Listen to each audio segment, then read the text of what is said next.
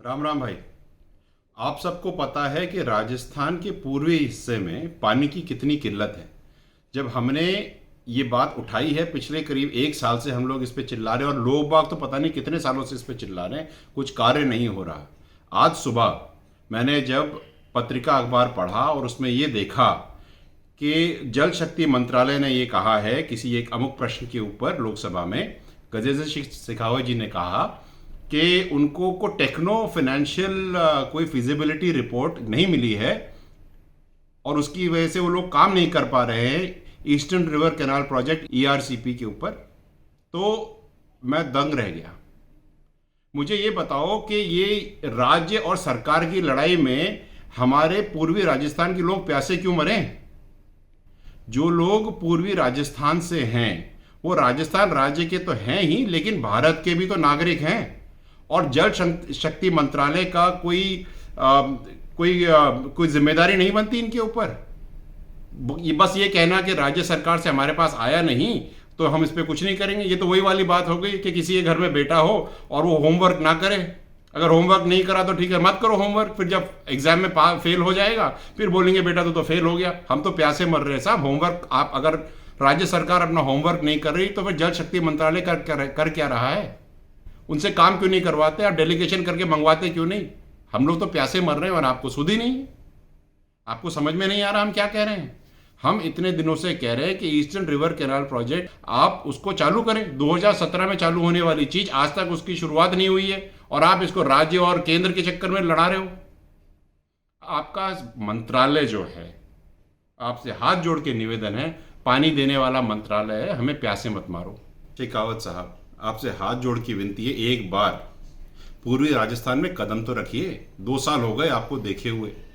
आपने जयपुर के आगे कोई कदम रखा ही नहीं है तो आपको हमारी प्यास का पता चलेगा कैसे? आप एक बार आए तो सही, पता तो चले कि हमारे यहाँ हो क्या रहा है। और मैं एक बात और आपको बताना चाहूँगा कि माननीय प्रधानमंत्री मोदी साहब पिछली बार जब लोकसभा चुनाव हुए थे, उन्होंने मंच से कहा था कि हम ईस्टर्न रिवर कैनाल प्रोजेक्ट को सामने लेकर आएंगे, हम उसकी वजह से सारी की सारी डिस्ट्रिक्ट्स में पानी देंगे। मैं आपको वीडियो तो अभी साझा कर ही दूंगा, लेकिन ये बात समझिएगा कि काठ की हांडी एक बार ही चढ़ती है, बार बार नहीं चढ़ती। पिछले लोकसभा इलेक्शन में आपने ईस्टर्न रिवर कैनाल प्रोजेक्ट की काठ की हांडी चढ़ा दी है, इस बार नहीं चढ़ेगी। तो अगर आप ये सोच रहे हैं कि इलेक्शन आने से 6 महीने पहले आकर के घोषणा कर देंगे तो ये प्यासे लोग वो घोषणा नहीं सुनने वाले। मेरी आप सबसे हाथ जोड़ की विनती है और राज्य सरकार से भी यही विनती है, गहलोत जी आप कर क्या रहे हो? आप कुछ करते क्यों नहीं हो?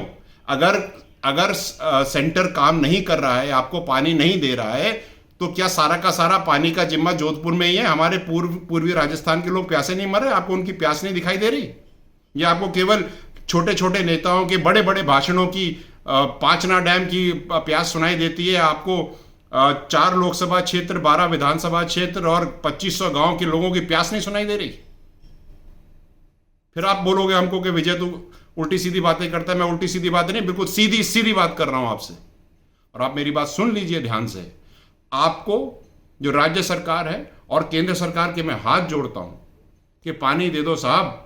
2017 की चीज अगर 2021 में भी हम उसको शुरू करने की बात कर रहे हैं तो ये आप दोनों की कार्यशैली के ऊपर एक बहुत बड़ा प्रश्न चिन्ह है कि आप प्यासों को पानी तो नहीं दे रहे हो, लेकिन इंटर डिपार्टमेंटल इंटर गवर्नेंस की डिस्कशन के अंदर हमें मरवा रहे हो।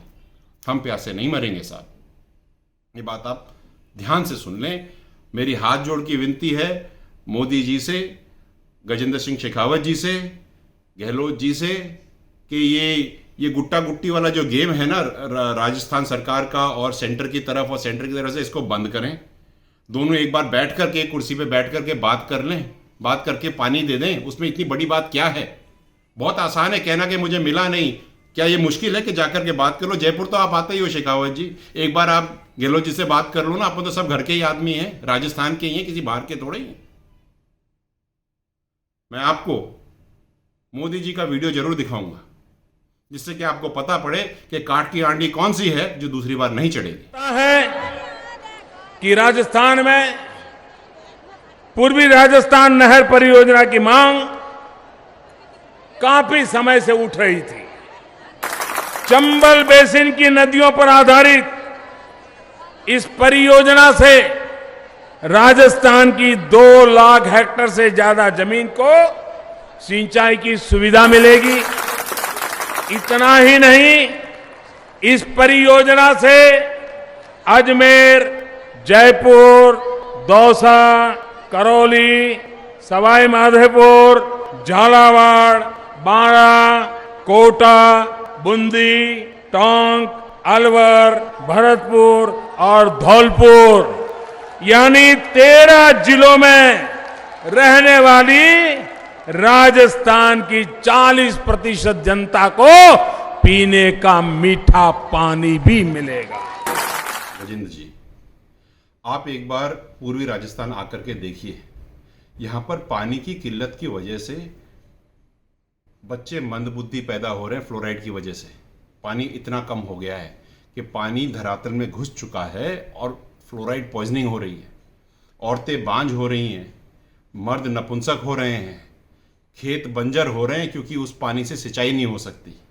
जमीन का पानी खत्म हो गया है, सेजा चलना बंद हो गया है। 20-20, 25-25 साल से नदियां सूखी पड़ी हैं सर। एक बार आइए तो सही, देखिए तो सही।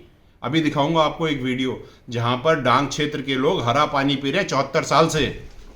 जल शक्ति मंत्रालय कर क्या रहा है और गहलोत जी आपकी सरकार कर क्या रही है? ये आप ही का राजस्थान है। आप दोनों मिल बैठ करके इस पीड़ा से हमें निजात क्यों नहीं दिलवा देते?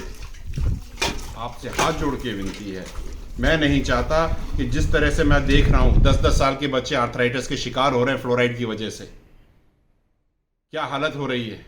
लोग अपने खेतों को छोड़ करके शहरों में जाकर के बेलदारी कर रहे हैं। 15-15, 20-20 बीघा जमीन वाले किसान, और हम कहते हैं हम एग्रीकल्चर प्रोड्यूस बढ़ाएंगे।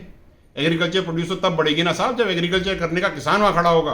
गहलोत जी आपके लिए भी एक प्रश्न है, शेखावत जी आपके लिए भी ये प्रश्न है। आप सोचिए इस बात को। ये बात केवल पानी तक ही नहीं है, पानी की बात तो शुरुआत है, इसके रेपरकशंस कितने बड़े हैं आपको सोचना पड़ेगा। हमारी इकोनॉमिक स्ट्रक्चर खराब हो रहा है, हमारा सोशल स्ट्रक्चर खराब हो रहा है। मैं डिटेल्स में जाना नहीं चाहता यहां पर, but the fact of the matter is sir that we are into a very difficult situation and it is high time, extremely high time you start taking a cause, because if you start making the ERCP now, it's going to take another 8 to 9 years for it to happen, for the water to start seeping in. Till then, a lot will be lost. You need to understand and start taking preventive measures now. I request you, मेरे हाथ से हाथ जोड़ के विनती है, इस बात के आप संज्ञान लीजिए, नहीं तो बहुत देर हो जाएगी और कहीं ऐसा ना हो कि पूर्वी राजस्थान पूर्वी हो जाए।